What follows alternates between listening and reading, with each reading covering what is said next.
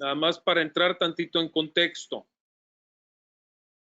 Denme un minutito para llegar ahí. Estoy en 2 de Pedro capítulo 2.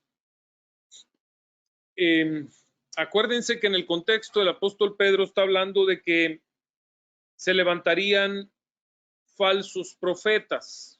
Conectamos el capítulo 1 y el 2 porque en el 1 nos hablaba de los verdaderos profetas que hablaron siendo guiados por el Espíritu Santo, pero también nos advirtió que hubo falsos profetas, y entonces en el capítulo 2 nos dice también se levantarán falsos maestros que introducirán herejías destructivas de manera encubierta.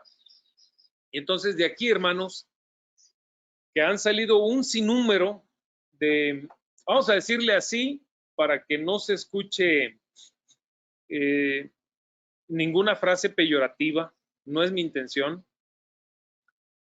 Vamos a decir que han surgido muchos métodos de práctica de culto, y vemos que uno de los que ha proliferado más, uno de los que más ha crecido es el carismatismo, ya en sus diferentes estilos, porque ya existe una pluralidad interesante de estilos, ¿no? Del carismatismo o pentecostalismo. O más bien el pentecostalismo es uno de los del carismatismo. Pero han surgido tantos métodos para reunirse grupos de personas, para abrir una Biblia y comenzar a predicar algo acerca de esa Biblia, o en algunos casos ya ni abrir una Biblia, sino nada más predicar en el nombre de Dios. Pero lo que advierte mucho el apóstol Pedro, y es aquí donde yo quiero hacer énfasis, es que se levantarían entre los verdaderos creyentes estos falsos maestros, y tendrían el propósito de introducir herejías destructivas. Dios lo va a permitir, Dios lo iba a permitir, está sucediendo de manera encubierta. Decíamos, una herejía es un error en materia de fe, y decíamos, ¿por qué es tan destructiva? Porque nos conducen a confiar en alguien más o en algo que no es Dios, a través de conclusiones o interpretaciones privadas o erróneas de las escrituras, donde se va mezclando un poco de verdad con otro poco de mentira, hasta llegar a una conclusión de una fe, de conceptos de fe, de prácticas de culto, de ideologías cristianas que no tienen nada que ver con los principios fundamentales que Cristo dejó a sus apóstoles, que no tienen nada que ver con las raíces ideológicas con las que comenzó el movimiento de la iglesia primitiva, y que se volvió pues la iglesia de Cristo en todo el mundo. Y bueno, les decíamos que ¿por qué? Preguntábamos, ¿por qué obran de forma encubierta? Y el apóstol Pedro nos responde, por avaricia. Por avaricia. Entonces, vemos a mucha gente, hermanos, haciendo negocio, buscando hacer negocio con esto de la fe. Entonces, con eso llego a las advertencias que nos da el apóstol Pedro, donde nos pone 3 ejemplos. Dice, Dios no perdonó a los ángeles en el versículo 4 cuando pecaron, sino que los arrojó en el abismo, metiéndolos en tenebrosas cavernas y reservándolos para el juicio. Hay un juicio. Es muy importante que tengamos presente que Dios tiene preparado un juicio. Tampoco perdonó al mundo antiguo cuando mandó un diluvio sobre los impíos, aunque protegió a 8 personas, incluyendo a Noé, predicador de la justicia. Y además condenó a las ciudades de Sodoma y Gomorra y las redujo a cenizas, poniéndolas como escarmiento para los impíos. Las puso como escarmiento para los impíos. Por otra parte, libró al justo Lot, que se hallaba abrumado por la vida desenfrenada de estos perversos, pues este justo que convivía con ellos y amaba el bien, día tras día sentía que se le despedazaba el alma por las obras inicuas que veía y oía. Todo esto demuestra, ¿qué cosa? Llegamos a dos verdades irrefutables, hermanos. Número uno, que Dios sabe librar de la prueba a los que le obedecen. Gloria a Dios. Gloria a Dios. No debemos tomar a la ligera el conocer las doctrinas verdaderas de la Biblia, aplicarlas en nuestra vida, vivir día con día aferrados a esas doctrinas, es decir, bajarlas a nuestro corazón. Porque Dios sabe librar de la prueba que vendrá sobre el mundo entero, sobre toda la humanidad de todos los tiempos, a los que le obedecen.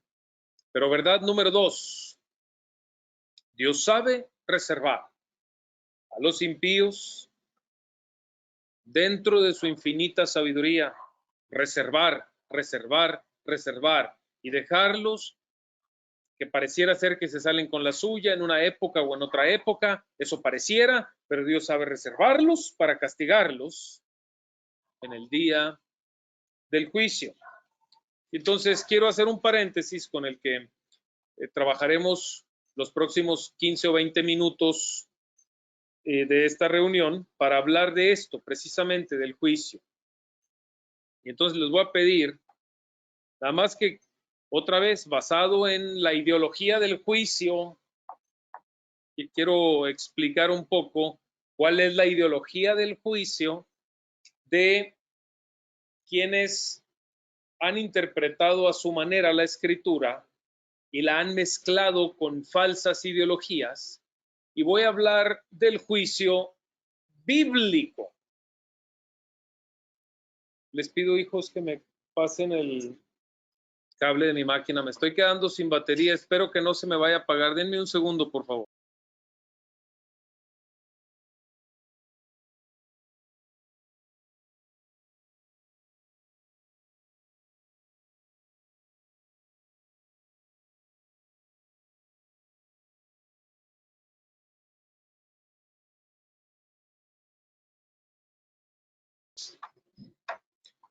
Bien, entonces para platicar un poquito, y quiero otra vez, insisto, hay que hacer una clara diferencia.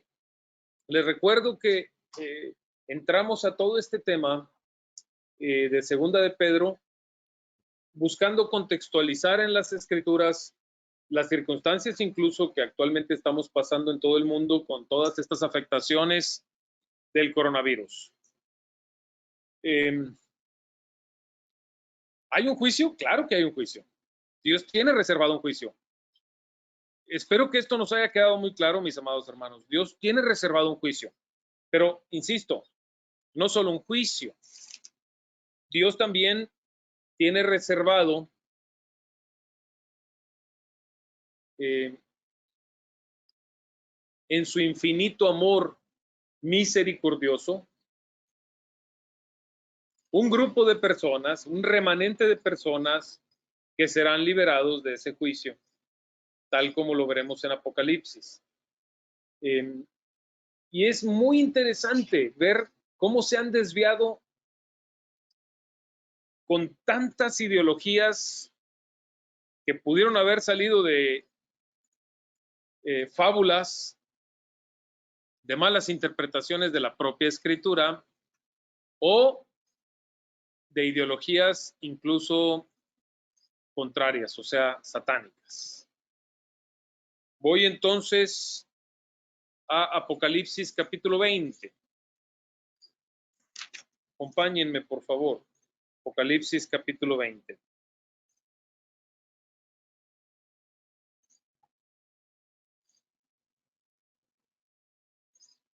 ¿Ya están ahí?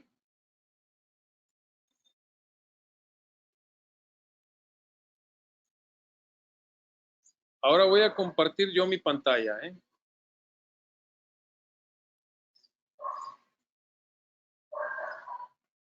Sé que ahí podrán verla conmigo. ¿Están ahí? Bien. Estoy en la Nueva Versión Internacional. Vi además a un ángel que bajaba del cielo con la llave del abismo y una gran cadena en la mano. Sujetó al dragón, a aquella serpiente antigua que es el diablo y Satanás, y lo encadenó por 1000 años, y lo arrojó al abismo. Lo encerró y tapó la salida para que no engañara más a las naciones hasta que se cumplieran los 1000 años. Después habrá de ser soltado por algún tiempo.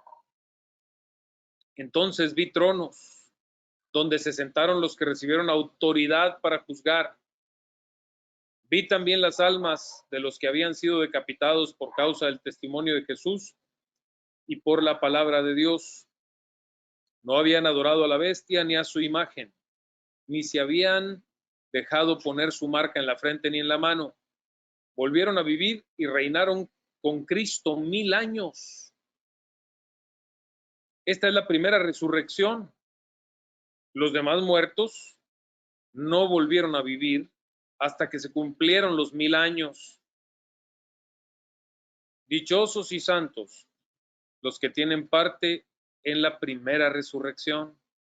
La segunda muerte no tiene poder sobre ellos, sino que serán sacerdotes de Dios y de Cristo y reinarán con él 1000 años.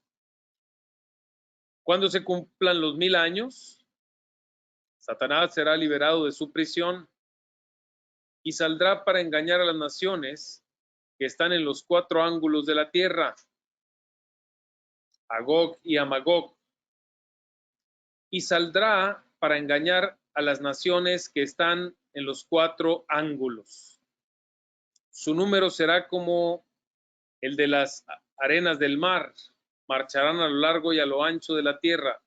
¿Qué hacía acá arriba Satanás? El que los engañaba. Aquí, ¿lo ven?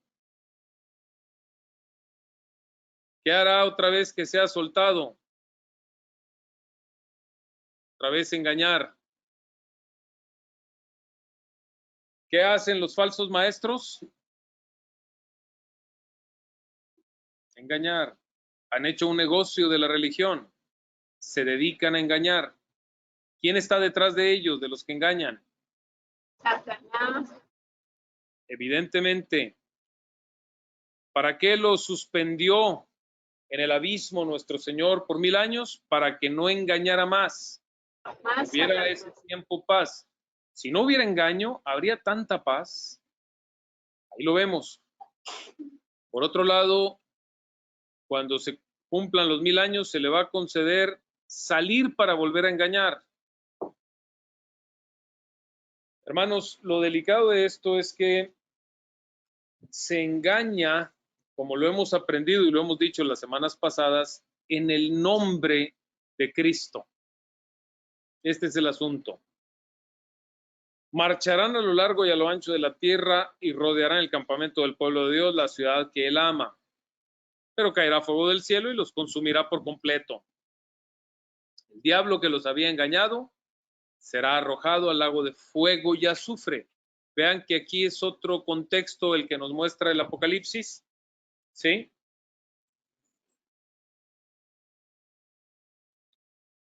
Gracias. Vale la pena entonces aquí hacer hincapié, ¿qué es el infierno bíblicamente hablando, hermanos? Ahí en Apocalipsis tenemos en este capítulo 20 la parte medular del juicio. Y cuando habla de arrojar finalmente, después de los 1000 años, al diablo, se traduce a nuestro idioma como el lago de fuego y azufre. Es una muy buena traducción. Y dice, donde también habrán sido arrojados la bestia y el falso profeta. Y dice, Esto es parte de la definición del Apocalipsis. Ahí serán atormentados, ¿qué dice? Día y noche permanentemente. Día y noche permanentemente. Nos debe quedar muy claro que los primeros, o sea, vamos hermanos, el infierno no está en funciones, no se ha inaugurado en este momento. Tengan eso muy claro. No se ha inaugurado. Ustedes saben, yo he enseñado mucho esto en la iglesia, todos lo deben tener muy presente, que existen evidentemente dos lugares temporales para las almas. Es un tema del que muy poco se habla en libros o en predicaciones.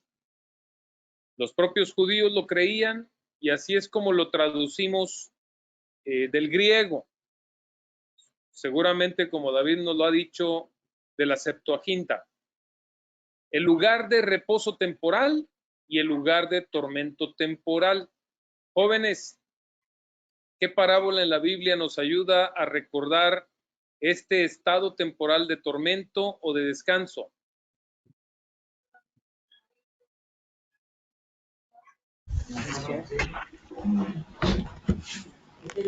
Ahí la parte de la parábola de Lázaro y el rico, ¿no? Es correcto. Cuando Dios, Jesús, enseña que este hombre Lázaro, que estaba en el seno de Abraham descansando, se deja entrever que no es el cielo, sino que es como un lugar de descanso temporal, como lo hemos estado aprendiendo. Y en su contraparte, el rico se encuentra en un tormento, separados por un gran abismo que no pueden pasar de un lado ni del otro. Vemos cómo se ve esta condición que se menciona, donde las personas que fallecen o que ya dejan de estar en este mundo se encuentran en un trance. Sin embargo, los que hacen la voluntad de Dios y los que cumplen la voluntad de Dios están en un lugar de descanso temporal, y los que no cumplen la voluntad de Dios están en un lugar de tormento temporal también. Correcto, correcto. Vean esa parábola. Quienes no la han leído, por favor, se los dejo de tarea, la lean. Si alguien no la tiene presente, la parábola de Lázaro y el rico, y lo van a poder demostrar o constatar. Recuérdenme la cita bíblica, jóvenes, de esa parábola para que tomen nota los demás. Lugar de descanso temporal en el seno de Abraham, lugar de tormento temporal.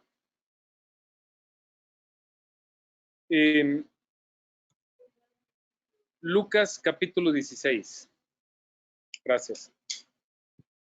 Nos debe quedar muy claro que entonces infierno no significa una aniquilación como algunos creen, sino un tormento eterno, tal como está escrito. Ahora, el concepto no es literal, hermanos. Acuérdense que en Apocalipsis se ven muchas figuras ilustrativas, alegóricas.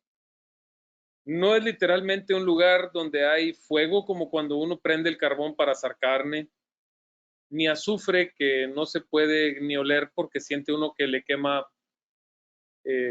por dentro. Estos conceptos son alegóricos.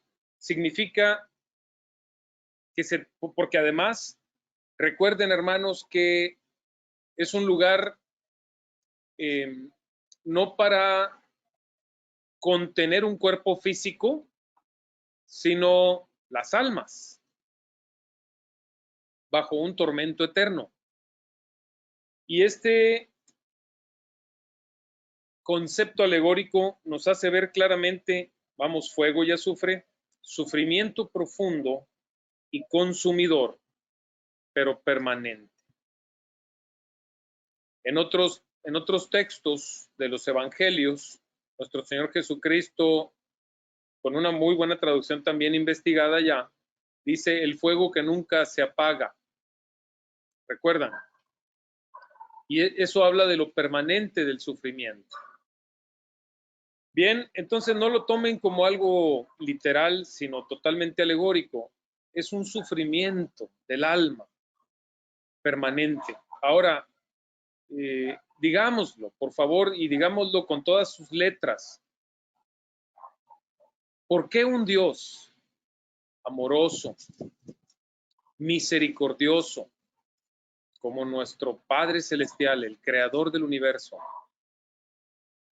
mandará alguna de sus criaturas, como en este caso leemos en Apocalipsis claramente, capítulo 20, que mandará al antiguo ángel de la luz, hoy conocido después de su rebeldía y después de haber sido desechado de la presencia de Dios, y además sabiendo que en la actualidad Dios permite que habite la tierra este ser, junto con una tercera parte de los ángeles caídos, conocidos como demonios también en las escrituras.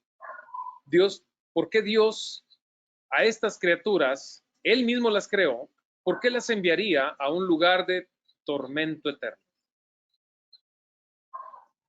Y a su vez, lo veremos más adelante, que una gran parte de la población de todas las épocas del mundo, vamos, de la humanidad, en todas sus épocas, también irá a un lugar de tormento como es el infierno. Lo veremos más adelante aquí mismo en Apocalipsis. ¿Por qué Dios, un Dios de amor?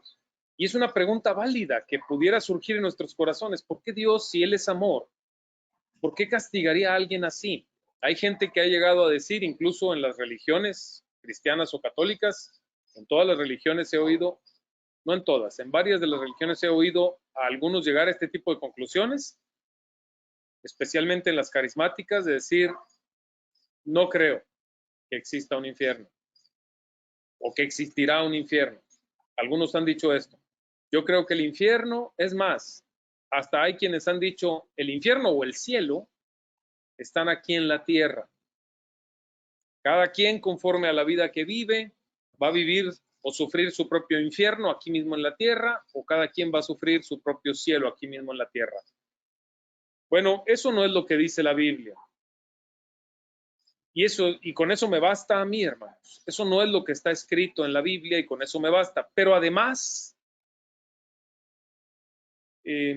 no sobra mencionar que si así fuera, si entráramos en el supuesto de que no hay un infierno después de esta vida o no hay un cielo, sino que el infierno y el cielo se viven aquí y ahora, en este cuerpo terrenal y humano, si así fuera, entonces, ¿dónde estaría la verdadera justicia de Dios? ¿Y por qué lo digo? Porque ustedes saben, hermanos, ustedes lo han visto, que hay muchos seres humanos en toda la historia de la humanidad que han abusado, que han causado mucho daño a sus semejantes. Y no todos ellos han sufrido un infierno en la tierra. Muchos de ellos pareciera ser que la pasaron bastante bien. Muchos de ellos llegaron a la vejez, fueron llenos de bienestar terrenal y no pareciera que se haya hecho justicia en la tierra con los males o abusos o daños que le hicieron a otros semejantes. Revisemos la historia. David nos puede ayudar mucho con esto. David, que es especialista en historia. Hay muchos seres humanos que, vamos, han pisoteado los principios cristianos, los principios de Dios, dañando a sus semejantes, y no parece ser que les haya llegado un juicio en esta tierra. Si esa fuera una realidad, si entráramos en ese supuesto de que no hay un cielo después de esta vida y no hay un infierno después de esta vida, qué injusto sería Dios. Qué injusto sería Dios. Pero esto no es así, amados hermanos. Dios es Dios. Dios es un ser eterno, eterno hacia nuestro pasado y eterno hacia nuestro futuro. El Dios eterno que nos incluyó en su eternidad, creándonos, soplando vida sobre nosotros, dándonos del espíritu de la vida, que nos hizo, que nos creó para ser temporalmente habitantes de esta casa terrenal, pero eternamente seres existentes, almas eternas. Así nos creó, así está escrito en la Biblia. Y lo creemos firmemente, porque Él es un Dios eterno. Creó almas para una convivencia con Él por toda la eternidad, siempre para la gloria de su ser. Dios es el centro de todos los propósitos de Dios. Dios es el centro de todos sus propósitos. Todo lo hizo para la gloria de su ser porque Él es Dios. Tiene que quedarnos muy claro que Dios hizo todas las cosas para sí mismo. ¿Qué dice la Biblia, hermanos? Aún al impío para el día malo. Todas las cosas para sí mismo. Vemos en los profetas de la antigüedad que si quisiéramos comparar no a un ser humano, no a un país, sino a todas las naciones en su valor. ¿Qué valor tendría toda la raza humana de todos los tiempos al lado de Dios? Dice el profeta, es como la gota de agua que cae del cubo de hielo al lado de Dios. En grandeza, en sabiduría, en poder, en relevancia, en gloria. Nosotros, hermanos, uno de los principales pasos de fe que tenemos que dar es reconocer que fuimos creados por Dios. Y como fuimos creados por Dios, fuimos creados para la alabanza de la gloria de su gracia. El asunto es que toda persona que vive sin Dios, lo decíamos hace algunas reuniones, evidentemente su corazón está lleno de alguna inclinación a algo que no es Dios, porque fuimos creados así. Somos seres creados para adorar. Vamos, en el formato con el que Dios nos creó, esa necesidad de elevar por encima de nosotros mismos algo o alguien y llamarle Dios, adorarle. Y entonces vemos que gran parte de los seres humanos han puesto por encima de sí al mismo ser humano, como lo leemos en Romanos, dando culto a las criaturas antes que al Creador. Así que no es injusto. No es injusto. Como conclusión, no es injusto que el ser humano le haya dado la espalda al Dios que le creó, que haya ignorado sus principios, que no se haya detenido en su andar por la vida para considerar la justicia divina y someterse a ella, para comenzar a poner en práctica los mandatos de Dios en todo en su vida y especialmente en las relaciones con otros seres humanos y con la creación. No, eso no es justo. Y dice el salmista que Dios es juez justo, y como es un juez justo, santamente está airado contra el impío en todo momento. Por eso tiene reservado un juicio.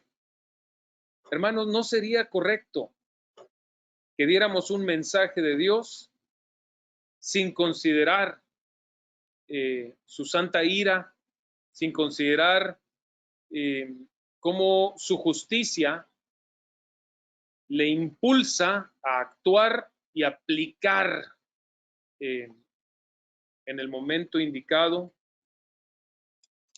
su santa ira para un juicio. No sería un mensaje completo acerca de Dios. Entonces, lo que leemos aquí en Apocalipsis es muy claro. Versículo 10, el diablo que los había engañado será arrojado al lago de fuego y azufre, donde también habrán sido arrojados la bestia y el falso profeta. Que nos quede muy claro, insisto, en este momento el infierno no está en funcionamiento. Hay un lugar de tormento temporal para aquellos que murieron dándole la espalda a Dios, sin reconocerle en su vida, sin rendir su corazón a Él, sin adorarle al Dios que les creó, sin reconocer la obra de Cristo Jesús para ser su único sustituto por los pecados cometidos en la cruz del Calvario. Solamente Jesucristo, está escrito en el Nuevo Testamento, es el mediador entre Dios y los hombres. Para que una persona pueda alcanzar el perdón de Dios por sus pecados, solamente se puede basar en la obra de Jesucristo. Por la fe en la obra de Cristo puede ser perdonado de sus pecados. El infierno, entonces, es el lago de fuego y azufre. Estos conceptos son metafóricos, no significa aniquilación como algunos creen. No se vive un infierno en esta tierra, créame que no. Tampoco se vive un cielo en esta tierra. No, créame por favor que no, hermano. No es lo que dice la Biblia. Si alguien cree que su vida en la tierra ya es un infierno, seguramente está muy lejos de Dios. Si alguien se siente así, seguramente está muy lejos de Dios. Porque cuando alguien se acerca a Dios, al Dios verdadero, no importa las dificultades terrenales que enfrente, no importa las adversidades que le toquen, Dios va a llenar su corazón de paz, de gozo, de plenitud. Eso nos enseña la Biblia, hermanos. Si alguien ya se siente en un infierno en esta tierra, quiero decirle que no tiene idea de lo que le espera si no se arrepiente de sus pecados, si no cree en Jesucristo, el Hijo de Dios, como el único sustituto, mediador entre Dios y los hombres, como la provisión de Dios para el perdón de sus pecados. No tiene idea de lo que le espera en el día del juicio. Eso tiene que quedar muy claro. Y entonces, hermanos, relativo al diablo, también es importante, nada más que esta definición quede completa. Aquí lo podemos leer en Apocalipsis, diablo y Satanás, así lo define la Escritura, alegóricamente la serpiente antigua, el engañador, el que engañó en el principio a Eva. Por eso se le llama la serpiente antigua, porque su especialidad es mentir y engañar. Insisto, en todo el contexto de Segunda de Pedro estamos viendo que Pedro advierte que habrá muchos maestros falsos engañando con doctrinas que no son bíblicas a la gente. ¿Cuán complacido estaría el diablo, hermanos, de que mucha gente piense que no existe un infierno después de esta vida? ¿Cuán complacido estaría el diablo de engañar a la gente haciéndole pensar que no hay un cielo después de esta vida, que después de esta vida no hay nada? Créame, hermanos, sí lo hay, como está escrito en la Biblia. Todos iremos ante la presencia de Dios a comparecer de acuerdo a lo que hicimos estando en esta vida terrenal. Vamos a dar cuentas a Dios de sí, cada uno de nosotros. Créalo, porque así va a ser. Y del resultado de ese comparecimiento habrá, como está escrito en Apocalipsis, o un tormento eterno o la plenitud de la gracia manifiesta de Dios en su presencia favorable, eterna. Aquí vale la pena destacar una serie de conceptos falsos, ¿verdad? Ahí van. El diablo no proviene del infierno. ¿Han oído ustedes a personas hablar en películas hollywoodenses o en frases de uso común, criaturas infernales? ¿Han oído hablar de eso? Criaturas infernales. No existe tal cosa. No hay criaturas infernales. El infierno no crea a nadie. Criatura infernal. El infierno no hace criaturas. Ni hay criaturas que pertenecen al infierno, ni que provienen del infierno. Del infierno no proviene nada. En el infierno no hay nada ni nadie en este momento. No hay nada ni nadie en este momento en el infierno. El infierno no se ha inaugurado, como lo podemos ver claramente en Apocalipsis. A pesar de que sí existe un lugar de tormento temporal y un lugar de descanso temporal, el infierno no está inaugurado. El diablo, por lo tanto, tampoco es un director general del infierno, como algunos lo ven. Ah, bueno, el diablo está en el infierno y cuando la gente muera, si murió sin Dios o si Dios lo castigó, se va a ir al infierno y ahí el diablo lo va a atormentar. ¿Piensan algunos esto? Falso. ¿Qué va a pasar con el diablo en el infierno? Lo estamos leyendo aquí. Díganme ustedes, ¿qué va a pasar con el diablo en el infierno? Va a ser atormentado. Él mismo será atormentado. ¿Qué dice? Día y noche por los siglos de los siglos. Créame, no va a tener oportunidad de andar atormentando a nadie, el que está siendo atormentado. Créame que no.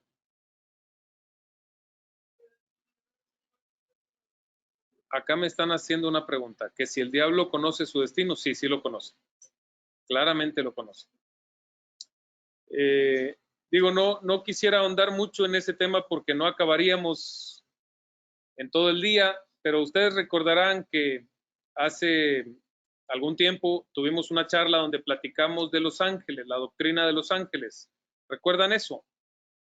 Y ahí les hablábamos de cómo sucedió con las reseñas que tenemos de la Biblia, allá en Isaías capítulo 14, el lucero de la mañana, que quiso ser igual a Dios y ponerse a su altura, y que fue, por lo tanto, castigado, fue desechado de la presencia de Dios, y Dios usó aquel mal, aquella traición y aquel mal, Dios lo usó, como siempre, para bien. Vamos, lo empleó las circunstancias para seguir avanzando sus propósitos eternos. Porque Dios siempre saca bien aún del mal. No es que Dios envíe mal o Dios tuerza el corazón de los hombres. No, eso no es bíblico. Pero el corazón de los hombres que se tuerce y que produce mal, aún ese mal que produce, y digo sus criaturas, incluido también aquí el diablo o los ángeles, Dios emplea aquel mal para avanzar su plan eterno. Así que el diablo entonces no atormentará a nadie en la eternidad, nos tiene que quedar muy claro. También el diablo, debo insistir en esto, no es un ser que esté a la altura de Dios. El diablo no es otro Dios, por favor, ténganlo muy claro. Mucha gente habla de la guerra entre Dios y el diablo. Es mentira. No hay una guerra entre Dios y el diablo. Es más, no hay una guerra entre Dios y nadie, porque nadie está a la altura de Dios para tener una guerra con Dios. Nada más vean ustedes, hermanos, lo que aquí se muestra en Apocalipsis es que simplemente Dios permitió que siguieran su curso de rebeldía contra él, pero no significa que Dios esté a la altura de ellos para tener una guerra con ellos. Dice simplemente, caerá fuego del cielo y los consumirá por completo. Así termina, así de sencillo termina Dios con la rebelión de quienes quisieran ponerse a su altura. No significa que porque alguien, alguna de sus criaturas, se quisiera poner a la altura de Dios, lo pueda lograr. ¿Sí está claro eso? Que quede muy claro, Dios no está en guerra con nadie. ¿Hay gente que está en guerra con Dios? Sí, sí es diferente. ¿Hay personas que tienen en su corazón una guerra contra el Creador? Sí. ¿El diablo estuvo en guerra con Dios? ¿Quiso ponerse a la altura de Dios y rebelarse contra Dios? Sí. Pero Dios no está en una guerra con nadie. Otra vez, insisto, que quede muy clara esta diferencia, que se pueda distinguir. Hay gente que pretendería que hay una guerra entre el diablo y Dios, pero el diablo no está a la altura de Dios. Y Dios jamás estará a la altura tan baja, vamos, al nivel tan bajo de ninguna de sus criaturas. Dios claramente se distingue de todas sus criaturas como el único creador, muy superior. Ahí está la supremacía del creador, del universo, hermanos. Nadie puede resistir, además, no solo nadie puede estar en una guerra eficazmente, además, nadie puede resistir eficazmente a Dios. Eso es algo que también nos tiene que quedar muy claro, es un principio fundamental. Nadie puede afectar, por lo tanto, su plan eterno. Etimológicamente hablando, vamos a decir, Dios está en el cielo, es correcto. Dios está en la tierra, es correcto. Dios, cuando así suceda, cuando se dé la inauguración, estará en el infierno. Pero teológicamente hablando, no es la mejor manera de decirlo, porque Dios no cabe en el cielo, Dios no cabe en la tierra, Dios no cabe en el infierno, sino que teológicamente hablando, el cielo está en Dios y la tierra y todo el universo está en Dios. Y créame, cuando llegue el momento de la inauguración del infierno, el que atormentará al diablo, a la bestia, al falso profeta, a los ángeles caídos, demonios que se rebelaron contra él, y a todos los seres humanos que permanecieron dándole la espalda, que no se arrepintieron de sus pecados, que no honraron a su Hijo con su sacrificio. El que atormentará a todas estas criaturas será Dios mismo. Dios es el bienestar más maravilloso que cualquier criatura puede experimentar. Pero Dios también será el ser más radical y más horroroso contra cualquier criatura.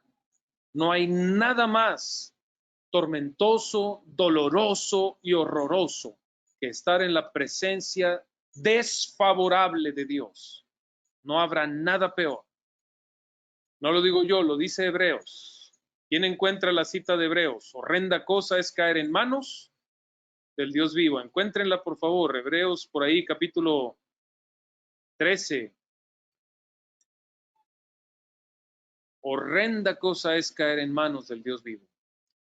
Pero para nosotros, hermanos, para usted que ha creído, para usted que ha inclinado su corazón a Dios, para usted que ha rendido su alma al Creador, Dios es lo más maravilloso. No hay nada que se pueda comparar. Lo más maravilloso que el ser humano podrá experimentar por toda la eternidad. En su presencia favorable. ¿Cuál es la cita? 10:31 de Hebreos, hermano. Gracias. Hebreos capítulo 10, versículo 31. 31. Bien, por lo tanto, hermanos míos, amados, está advirtiendo el apóstol Pedro en su segunda carta que Dios tiene reservado un juicio. Tristemente, hermanos, no solo para los engañadores, sino para todos los que fueron engañados juntamente con ellos. Dice Apocalipsis, la escena final, hermanos míos, del más grande drama de la historia de la humanidad. Luego vi un gran trono blanco y a alguien que estaba sentado en él. De su presencia huyeron el cielo y la tierra. Otra vez, conceptos muy alegóricos. Es decir, aquí ya no hay lugar para lo terrenal, ya no hay lugar para el cielo que vemos, el sky en inglés, ya no hay lugar para esta tierra que se ha inflamado de corrupción, de maldad, de manipulación humana, de mentira, de engaño, de egoísmo, sino que a partir de aquí conecte bien los sucesos que estamos leyendo del capítulo 20 de Apocalipsis. Después de ese reino milenial, que también es un concepto muy alegórico, no necesariamente representan 1000 años, no necesariamente significa que todos los cristianos estarán reunidos en Jerusalén o en una ciudad, pero es un concepto muy alegórico y definitivamente, en mi humilde opinión, con todo mi respeto a quienes opinen de otra manera, tiene que ver con la era de la iglesia ya reunida, los que ya han creído, los que han guardado su corazón, aquellos que con quienes se ha cumplido no la Pascua, el Pasaj. Vamos, que la sangre del Cordero les cubre, como allá en el tiempo en que Dios liberó a los israelitas de Egipto, cuando trajo la última plaga, que fue la muerte de todos los primogénitos sobre los egipcios, pero pasó por alto las casas de aquellos que estaban cubiertos con la sangre del Cordero. Eso significa Pascua. Por cierto, de la semana esta que estamos pasando, que la gente le conoce como la semana de la Pascua, y casi nadie entiende el concepto de la Pascua, ¿no? Pasaj en hebreo, que significa pasar por alto. Que en el día del juicio, hermanos, Dios pasará por alto los corazones, las vidas. Cuando venga el juicio indescriptible de Dios sobre todos los que no creyeron, Dios pasará por alto de ese juicio las vidas de los que fueron cubiertos con la sangre de su Hijo Jesucristo en su sacrificio en la cruz del Calvario. ¿Cuántos dicen amén? Gloria a Dios, Amén. porque ese juicio está reservado para los que permanecieron, para los que se obstinaron y se aferraron a vivir con sus propios ideales en contra de Dios. No estamos hablando de una religión, amados hermanos. Estamos hablando de Dios, del creador del universo y sus principios de amor. Dios nos manda amar a nuestro prójimo y amarle a Él por sobre todas las cosas. Si practicamos esto en nuestra vida, hermanos, es porque definitivamente la luz de Cristo ha llegado a nuestro ser. Y ya no andaremos en tinieblas, tendremos la luz de la vida y seguiremos por nuestra vida con esa luz, caminando en pos de Cristo. A pesar de que todavía cometamos errores, hasta el último día de nuestra vida podamos cometer errores, se va a ver una intención muy clara. Es decir, se va a notar la fuerte intención que hay de los creyentes de serle a Dios agradables, de alejarse de la maldad y del pecado. A pesar de los tropiezos, de perseverar en serle a Dios agradables, en ser sal de la tierra, en ser luz del mundo, en amar al prójimo, a pesar de que el prójimo ame o no ame, en amar al prójimo sin importar si el prójimo es o no es amable. Estos principios de Dios van manifestándose y van forjando el corazón de los creyentes. Y entonces otra vez aquí la escena final de este drama de la historia de la humanidad. Cuando llega el momento de la verdadera Pascua, en que Dios pase por alto las vidas de los que han creído, se verá este tremendo juicio. Vi un gran trono blanco y a alguien que estaba sentado en él, decía hace un momento, huyeron de su presencia el cielo y la tierra. Aquí ya no se trata de más conceptos terrenales, ya no vamos a a visualizarlo así. Acuérdense que previo a esto hubo un reino milenial en el orden de los acontecimientos de Apocalipsis. Ese reino milenial significa que todavía existía un modo, un estilo de vida, digamos, normal en la tierra, donde había productos, donde había alimentos, muy semejante a como hoy vivimos, excepto que había paz perdurable durante ese periodo de tiempo milenial, sea cuanto sea que dure este periodo, porque insisto, lo del milenial es muy alegórico. Cristo hará que prevalezcan sus principios y habrá paz durante ese tiempo, precisamente porque durante ese tiempo será apresado el principal engañador de los seres humanos. Luego, como ya leímos, el principal engañador, cuando se cumple ese periodo, será suelto y engañará a todos los que en su corazón siempre se dejarían engañar, pero no podrá engañar a los creyentes. Eso está claro, ¿verdad? El diablo no puede engañar a los que se aferran a los principios de verdad. Entonces lo que vemos es que se acaba la vida en la tierra. A eso se refiere que huyen la tierra y el cielo. Se acaban los protocolos de la vida en la tierra. Y no queda rastro alguno de aquella vida pasada terrenal. Todos somos llamados a la nueva vida. Insisto, para eternamente vivir bajo la presencia favorable de Dios o la presencia desfavorable de Dios, lo que nos toque. Vi también a los muertos, dice, grandes y pequeños de pie delante del trono, ante Dios. Imagínense la escena, todas las almas, todos, sin importar de qué época fueron, todos ante Dios para un juicio. Pero acuérdense que Dios es omnipresente. No significa, no cometa usted el error de imaginarse a Dios sentado en un trono y a toda la humanidad haciendo una larga fila. A ver, una sola fila, una sola fila.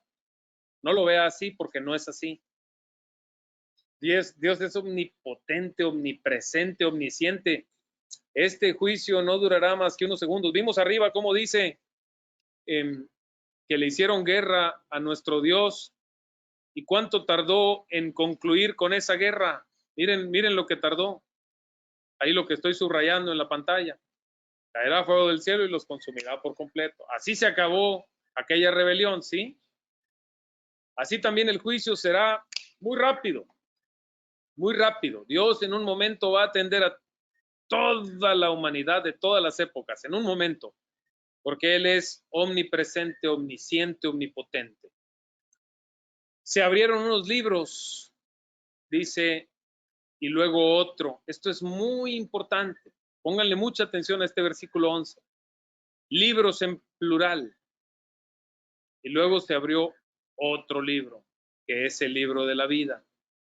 Los muertos fueron juzgados según lo que habían hecho, conforme a lo que estaba escrito en los libros. El mar devolvió sus muertos. La muerte y el Hades, aquí está mal traducida esta palabra infierno, aquí es el Hades, devolvieron los suyos. Y cada uno fue juzgado según lo que había hecho. El Hades es el lugar de tormento temporal, no es el lago de fuego y azufre. La muerte y el infierno, o sea, la muerte y el Hades, otra vez aquí hay una mala traducción, fueron arrojados al lago de fuego. Ya finalmente.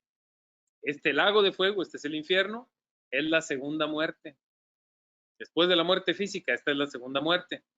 Pero el hecho de que diga palabra muerte no significa que sea, como lo dije hace un momento, una aniquilación. No, significa justo lo contrario.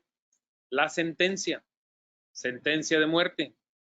La sentencia, pero una sentencia espiritual dada por Dios. Separación de la presencia favorable de Dios. La palabra muerte significa donde se interviene la separación.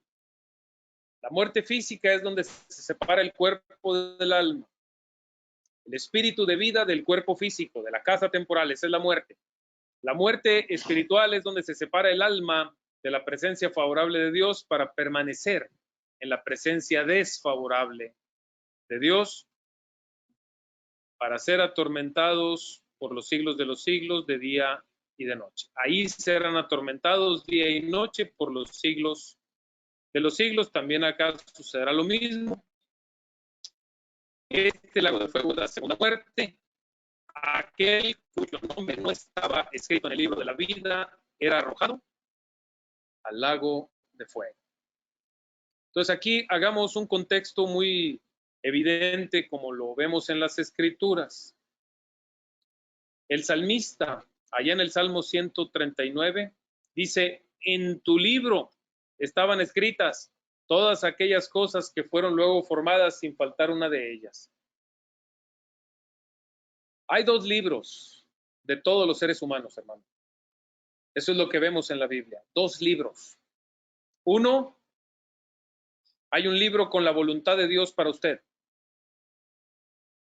Y ese libro claramente lo vemos parafraseado. Entiéndase, por favor, esta expresión que uso. Parafraseado de manera particular para cada uno de nosotros en la Biblia. Hay un libro para cada uno de los seres humanos. Dios manifestando su voluntad a través de las Escrituras para usted y para mí. Ahí está la voluntad de Dios para usted. Ahí está la voluntad de Dios para mí. Pero hay otro libro, por eso es plural este concepto, unos libros. Hay otro libro que le podemos llamar aquí hoy, en esta tarde, para que el concepto se nos quede grabado en la mente. Le podemos llamar el libro Esta fue tu vida. El título del libro Esta fue tu vida es el resultado final de toda la vida que vivimos. Las obras que hicimos. Cada palabra, cada pensamiento, cada actitud, cada conducta, cada motivación que a cada momento tenemos, está registrada. Dios tiene conocimiento de ello. A eso metafóricamente el Apocalipsis le llama un libro. De cada persona Dios tiene un registro de todo lo que es su vida. Esta fue tu vida. De todo lo que es su vida, Dios tiene un registro. Y no se le escapa una sola de las cosas que fue su vida. Voy a hacer una pausa tantito para que veamos lo que nos dice el Salmo 139 al respecto.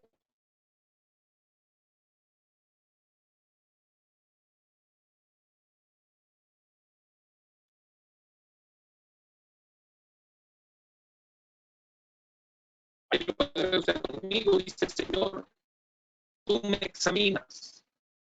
Ese es Dios. Tú me conoces.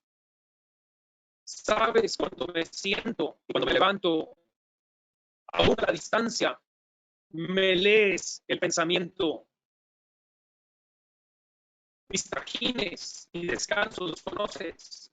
Todos mis caminos te son familiares. No me llega aún la palabra a la lengua cuando tú, Señor, ya la sabes toda. Tu protección me envuelve por completo. Me cubres con la palma de tu mano. Es un conocimiento tan maravilloso que rebasa mi comprensión. Tan sublime es que no puedo entenderlo. ¿A dónde podría alejarme de tu espíritu? ¿A dónde podría huir de tu presencia? Si subiera al cielo, ahí estás tú. Si tendiera mi lecho en el fondo del abismo, también ahí estás tú. ¿Existe algún lugar donde no estés? Si me elevara sobre las alas del alba o me estableciera en los extremos del mar, aún ahí me guiará tu mano y me sostendría tu mano derecha. Y si dijera que me oculten las tinieblas, que la luz se haga noche en torno mío, como para que Dios no me vea, ni las tinieblas serían oscuras para ti, y aún la noche sería clara como el día para ti. Lo mismo te son las tinieblas que la luz. No hay nada que se te pueda ocultar a ti, Señor. Tú creaste mis entrañas. Me formaste en el vientre de mi madre. Te alabo porque soy una creación admirable. Tú, el creador, que eres perfecto y sublime, me creaste. Tus obras son maravillosas, y esto lo sé muy bien. Mis huesos no te fueron desconocidos. Cuando en lo más recóndito era yo formado, cuando en lo más profundo de la tierra era yo entretejido. Tus ojos vieron mi cuerpo en gestación. Todo estaba ya escrito en tu libro. Ahí lo tenemos. Todos mis días se estaban diseñando, aunque no existía uno solo de ellos. Dios tiene el propósito de ser glorificado con cada ser humano, hermanos míos. Y algo de lo que está escrito en el libro de cada persona es que Dios debe ser glorificado en la vida de cada persona, hermanos. Cuán preciosos, oh Dios, me son tus pensamientos. Cuán inmensa es la suma de ellos, no los puedo contar. Luego dice acá, oh Dios, si les quitaras la vida a los impíos, si de mí se apartara la gente sanguinaria, esos que con malicia te difaman y que en vano se rebelan contra ti. ¿Acaso yo no aborrezco, Señor, a los que te odian y no abomino a los que te rechazan? El odio que les tengo es un odio implacable. Los cuento entre mis enemigos. Y termina diciendo, toda esta frase del salmista es muy metafórica, ¿verdad? Obviamente hoy para la iglesia Dios nos llama a amar a todos nuestros semejantes, a amarlos, a buscar su bienestar. Dice amar aún a los enemigos, dice el Señor Jesucristo. Pero dice, examíname, oh Dios. Esta es la parte final del Salmo. Sondea mi corazón, ponme a prueba y sondea mis pensamientos. Fíjate si voy por mal camino, para que me guíes por el camino recto.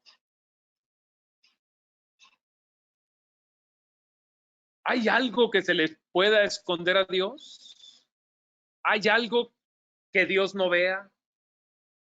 ¿Y hay algo que Dios no registre?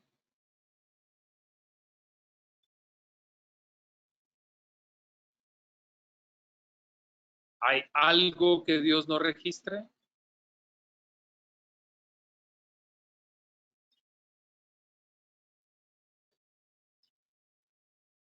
Así que como lo hemos dicho, amados hermanos, ahí están los libros. Se abrieron unos libros, dice el Apocalipsis. Hay un libro que es la voluntad de Dios para tu vida. Hay otro libro que es esta fue tu vida.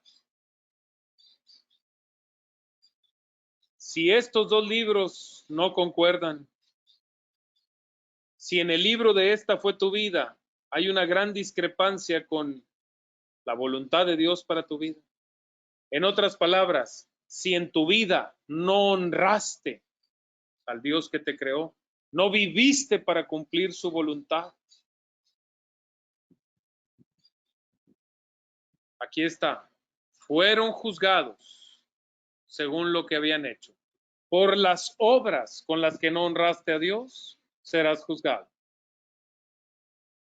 Conforme a lo que estaba escrito en los libros, por las obras, por los pensamientos, por las palabras, por las motivaciones, por la conducta o los hechos de cada ser humano, Dios tiene un registro completo y juzgará a cada persona.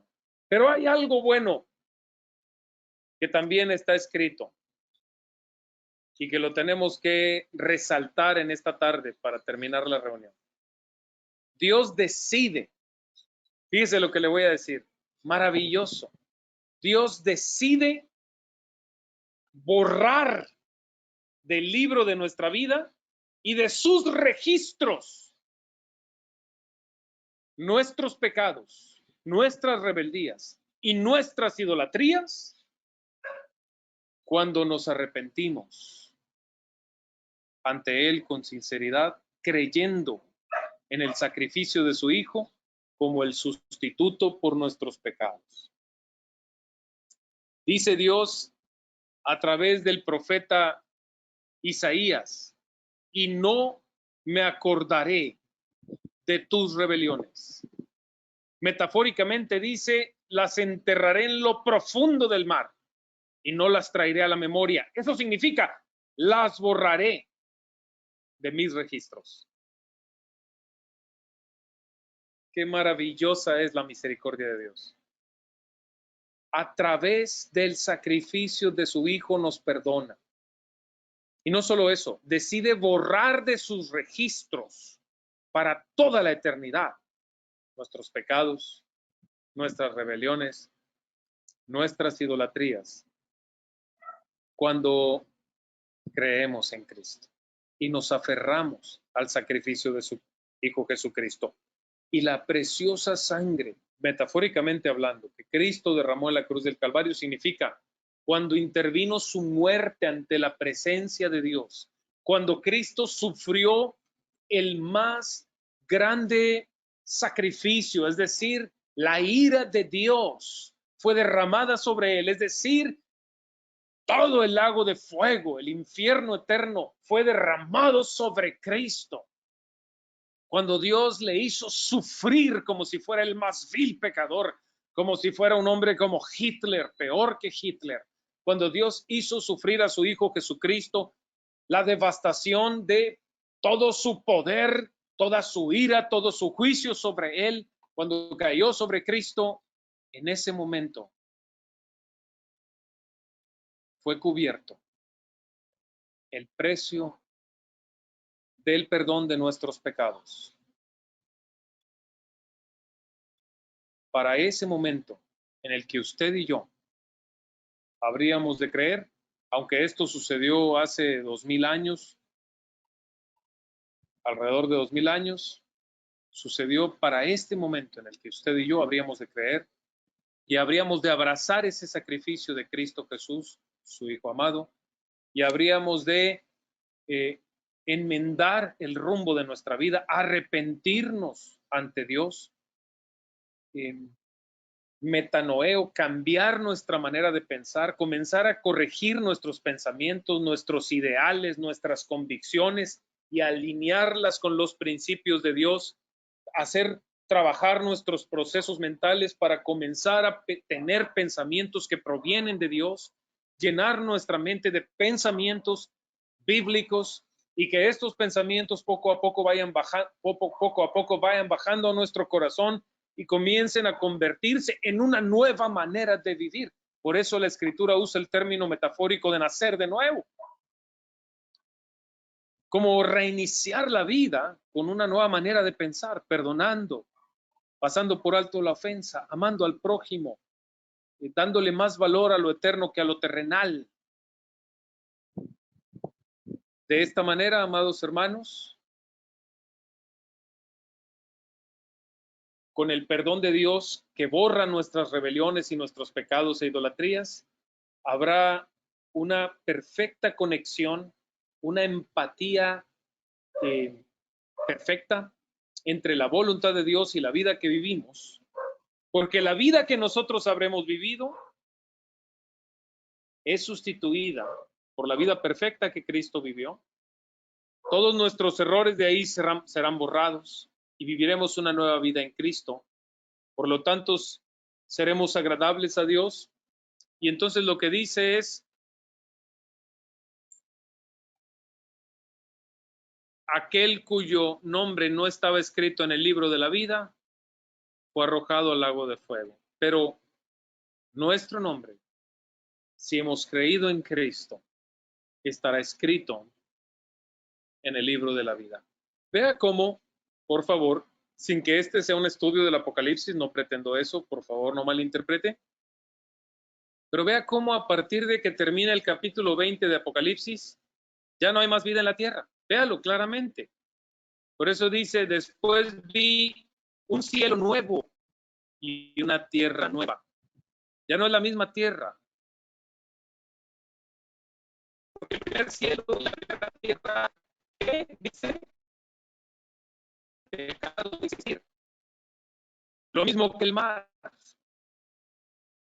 Lo mismo que el mar. Vi además la ciudad santa, la nueva Jerusalén, que bajaba del cielo, procedente de Dios, preparada como una novia hermosamente vestida para su prometido, es decir, esa ciudad toda adornada y hermosa.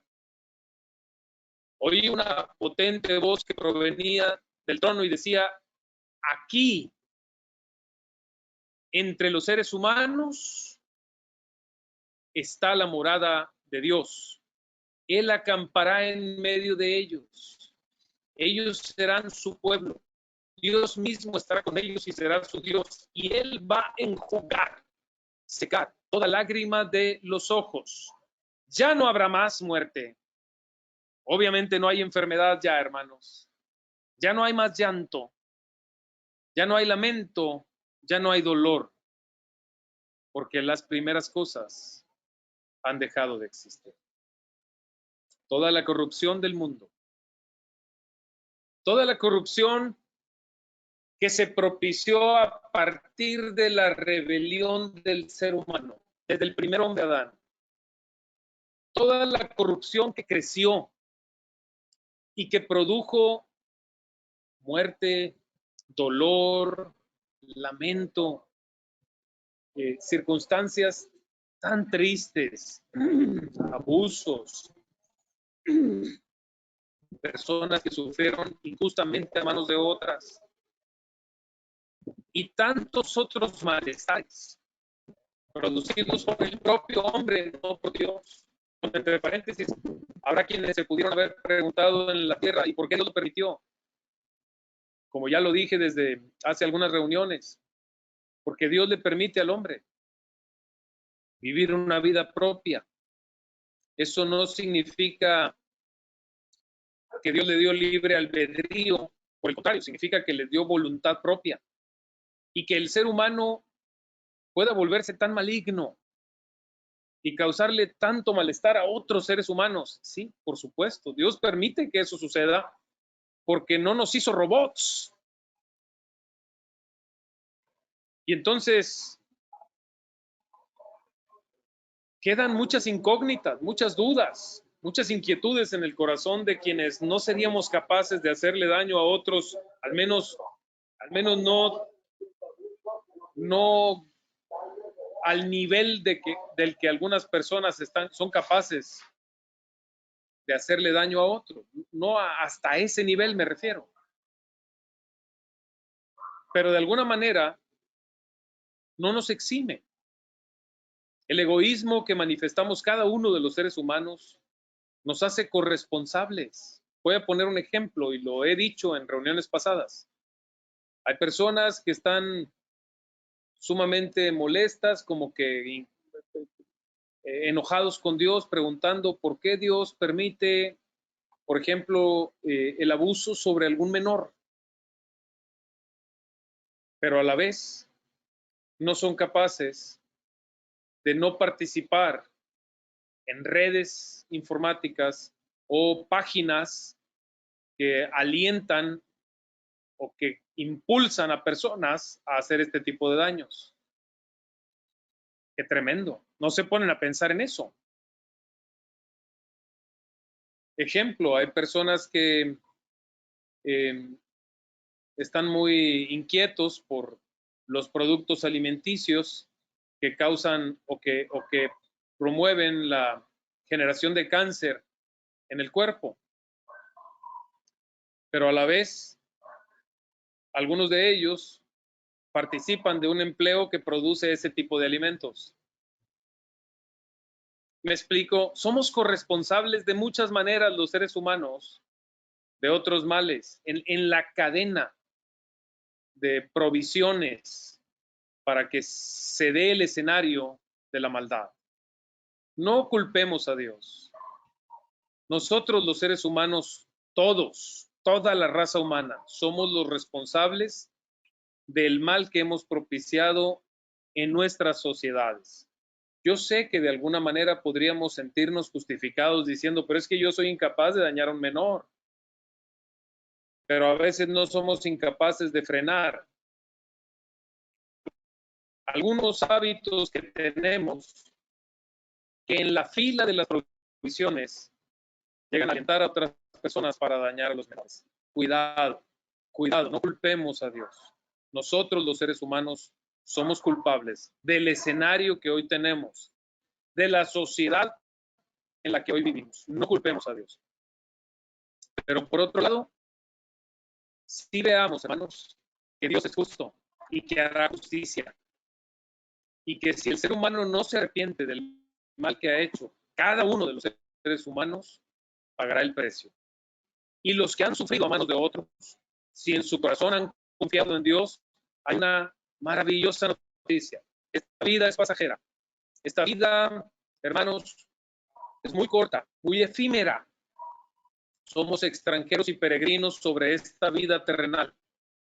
Esta vida es efímera.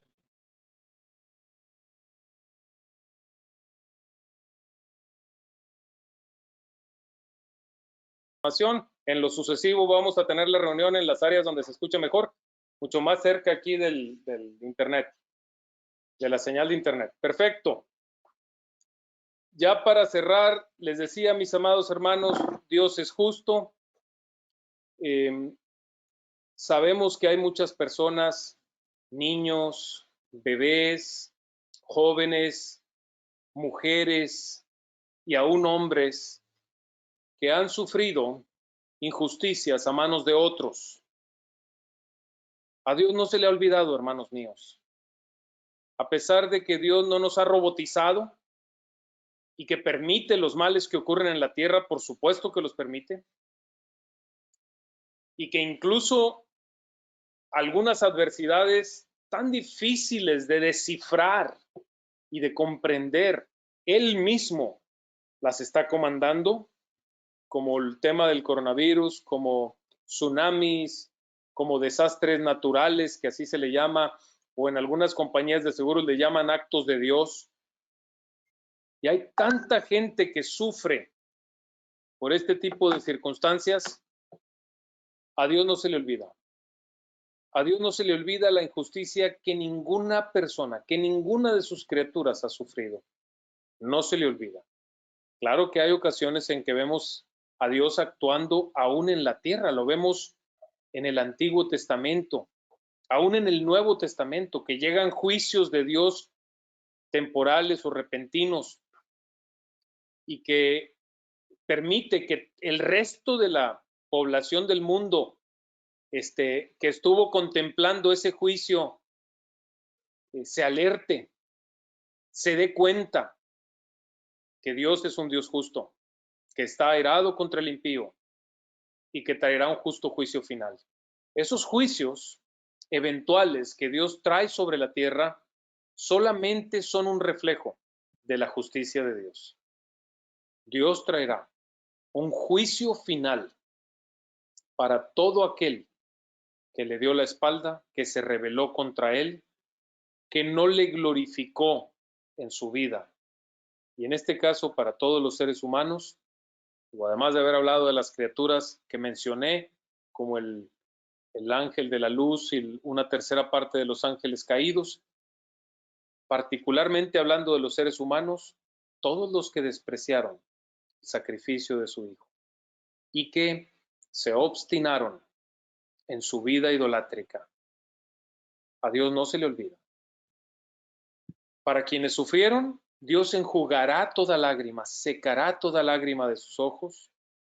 Ya no habrá muerte, ni llanto, ni nada que lamentar, ni recordar del sufrimiento de la tierra. Recordemos que esta vida terrenal es efímera, pasajera. Todo lo que hacemos en esta vida tendrá un impacto en la eternidad, lo bueno y lo malo. Hemos dicho que Dios perdonará y borrará de sus registros todo lo malo que hicimos. Al confiarle nuestra vida a Jesucristo y dar fruto de ello, al perseverar en el camino de Dios a través de seguir a Jesucristo su Hijo, pues Él dijo: yo soy el camino, la verdad y la vida. Nadie viene al Padre sino por mí. Sabemos, hermanos, que Dios no es injusto para olvidar los sufrimientos de ninguna persona. Dios traerá toda obra a juicio. Veámoslo tal como es. Y para concluir, es muy importante mencionar, hermanos, que no hay un infierno en la tierra, no hay un cielo en la tierra tampoco. Por el contrario, si alguien piensa así es porque no conoce a Dios, porque no entiende la justicia de Dios. Lo que nosotros vemos en la Biblia es que hay un juicio final. La Biblia lo describe como el lago de fuego. Pero insisto, es un concepto alegórico. Es un sufrimiento profundo, inagotable, permanente. Mi consejo es, por un lado, honremos a Dios, a nuestro Creador. La manera de honrarlo es conocerle a través de la Biblia, tomar sus principios como parte de nuestra vida, bajarlos a nuestro corazón y vivir en pos de ellos. Por otro lado, no tengamos miedo, hermanos, si hemos confiado en Cristo, no debemos temer lo que puedan hacer los otros seres humanos. No vivamos con miedos, de nada, con ninguna clase de temor, y menos vivir con temor a la muerte. No tengamos miedo a la muerte. Acuérdese que la muerte es solo un trance, una separación temporal del cuerpo y el alma. El que se muere confiándole su vida al Señor está mejor que el que vive. Está mejor que el que vive, está en un descanso temporal. Y su siguiente momento en que abra los ojos estará en la presencia de Dios, favorable para toda la eternidad. Escuchará la bienaventuranza de nuestro Señor Jesucristo. Venid benditos de mi Padre, heredad del reino preparado para ustedes desde la fundación del mundo. Tal como nuestro Señor Jesucristo lo dice en Mateo capítulo 25. Sí hay un juicio reservado y preparado para los que viven en desobediencia a Dios. También, hermanos, hay un lugar de consuelo, de bienaventuranza y de bendición para los que viven en obediencia a Dios. Hasta aquí por el día de hoy. Estoy atento a sus preguntas, dudas, comentarios para terminar la reunión.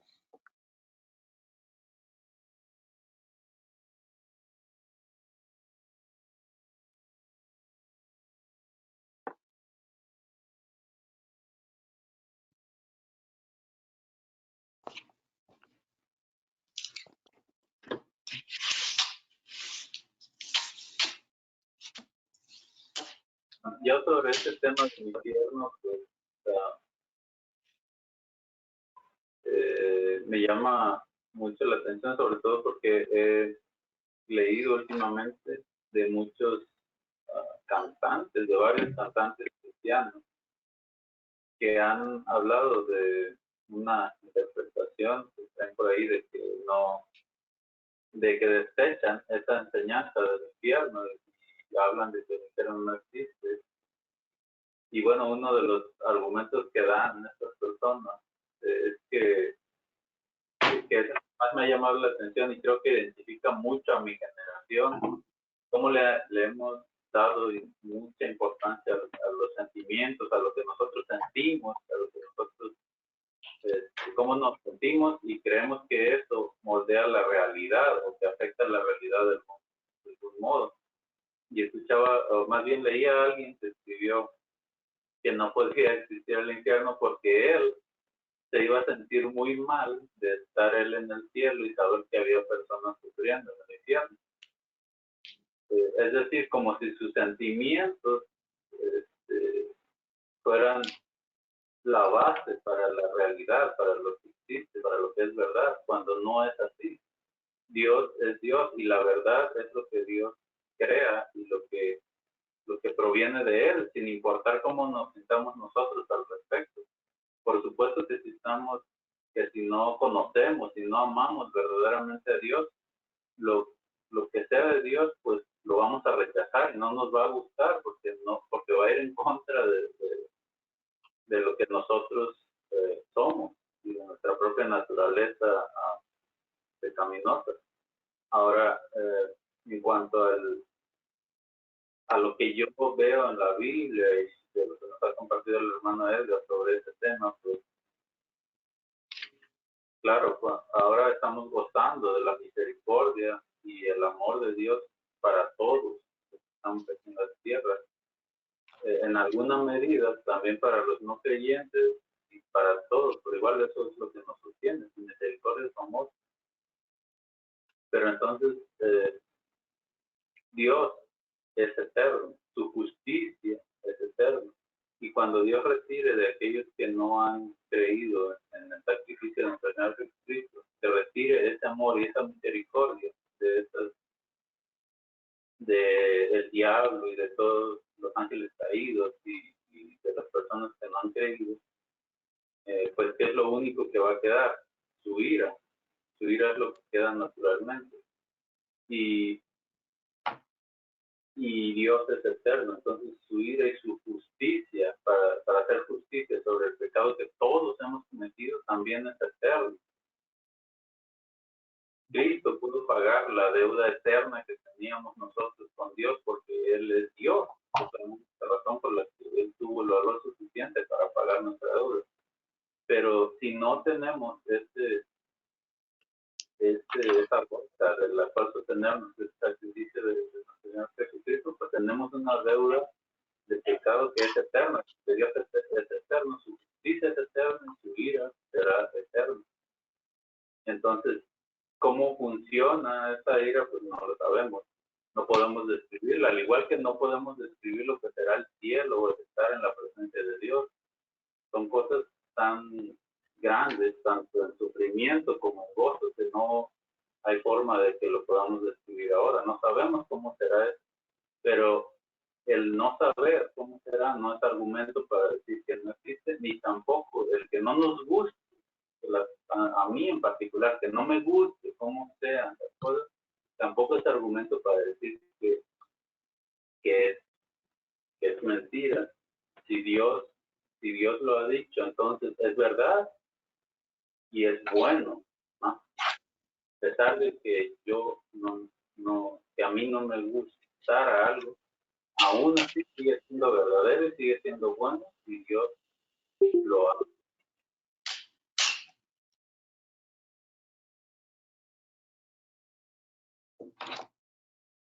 Gracias, Belisario.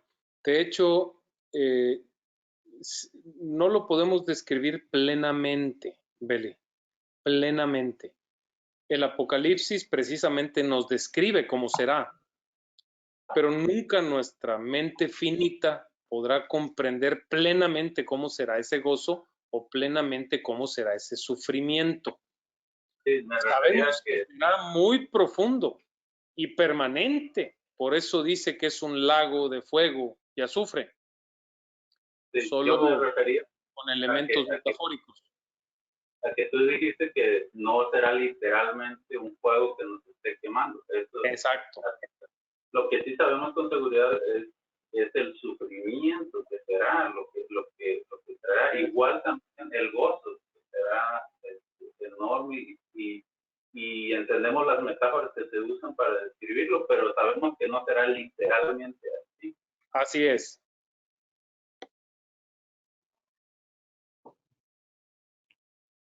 Así es.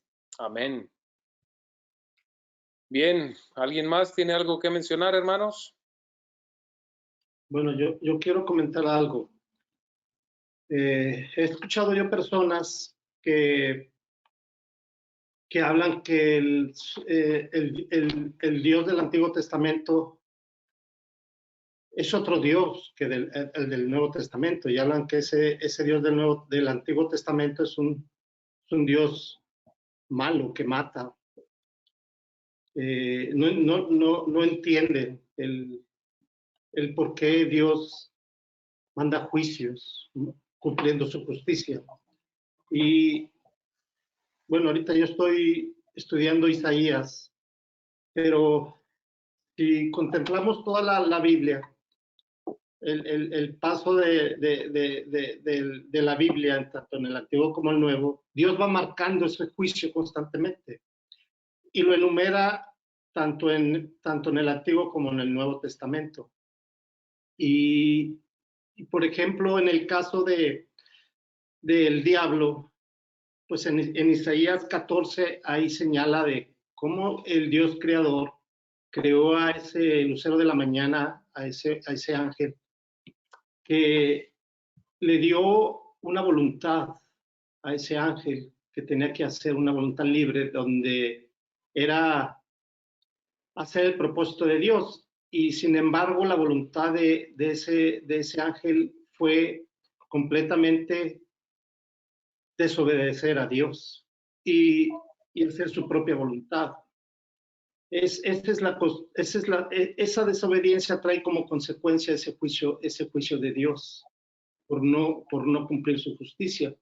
Y lo vemos así en varios ejemplos que nos pone cuando Dios juzga a Sodoma y a Gomorra, cuando Dios juzga en la época de Noé, y lo vuelve a hacer, lo volvemos a ver en ese capítulo de Pedro que tú nos estás enseñando, donde capítulo 2, donde va a traer juicio a los maestros y trajo juicio a los profetas. Entonces, aquellos que no entienden por qué Dios es un Dios de justicia y por tal motivo no puede pasar por alto las injusticias de los hombres, y lo dicen tanto del cielo como en la tierra, es decir, a los ángeles y a los hombres. Por lo tanto, nadie puede ser librado de la justicia de Dios. Entonces, cuando vemos que Dios va a juzgar, juzgó a los profetas y ahora va a juzgar a los falsos maestros, no significa que en el Antiguo Testamento la mano de Dios fue dura, sino que la mano de Dios continuamente es dura. Y por eso nos habla mucho la Biblia del temor a Dios. Sin el temor a Dios, el hombre no puede hacer la voluntad de Dios, porque nos lleva, el hombre en su rebeldía, en su orgullo, en su vanidad, hacerse sentir como Dios en el momento en el que no quiero obedecer a Dios, pues es una muestra y evidencia del por qué Dios constantemente tiene que mandar juicios y cumplir su justicia. Y bueno, ya ahorita nos lo has enseñado de cómo ese juicio, pues va a venir un juicio final donde nadie se va a escapar de él. Por lo tanto, el Dios de las Escrituras es de temerle, porque aún los falsos maestros que invocan a Cristo, que creen invocar a Cristo, pero con sus actos y sus prácticas demuestran todo lo contrario, aún ellos que han conocido van a ser peormente juzgados, así lo marca segunda de Pedro, aún por encima de los ignorantes. Y no significa que los ignorantes no van a recibir ese juicio, pero el juicio, como lo dice, va a ser más fuerte hacia aquellos que aún conociendo de la palabra de Dios se desviaron, como lo enseña segunda de Pedro. Entonces, por algo nos habla de vivir en temor y temblor, porque estamos hablando de un Dios que ese Dios celoso guarda su justicia. No puede pasar por alto que el hombre impío desobedezca su justicia. Por lo tanto, el único camino que tenemos de redención, pues es Él mismo a través del camino de Cristo, y pues ahí muestra su gran amor y su misericordia, que por gracia somos salvos. Entonces, pues bueno, eso es lo que quería comentar. Muchas gracias, David. Así es, Dios no sería justo si no aplicara su justicia en una forma efectiva. Y los juicios, precisamente que ya se han dado en la tierra en todas las diferentes épocas, ha habido juicios de Dios. Esos juicios tiene que quedarnos muy claro que no tienen ninguna comparación con el juicio final que vendrá y del que se nos advierte en Apocalipsis. Dios, con todos los juicios que ha revelado a través de la historia, nos ha comprobado que su justicia es verdadera. Muchas gracias. ¿Alguien más? ¿Algún comentario? ¿Alguna duda? Bueno, pues entonces vamos a concluir por ahí con una oración. No sé si está por ahí Leonardo todavía. Sí, mi hermano, aquí estoy. Oremos. Bendito Señor, te damos gracias, Padre, por este día. Gracias, Señor, porque tú nos das la oportunidad de poder seguir aprendiendo de tu palabra. Nos das también, Señor, la oportunidad de, a pesar de estar en adversidad, poder encontrar, Señor, consuelo y sustento en tu palabra.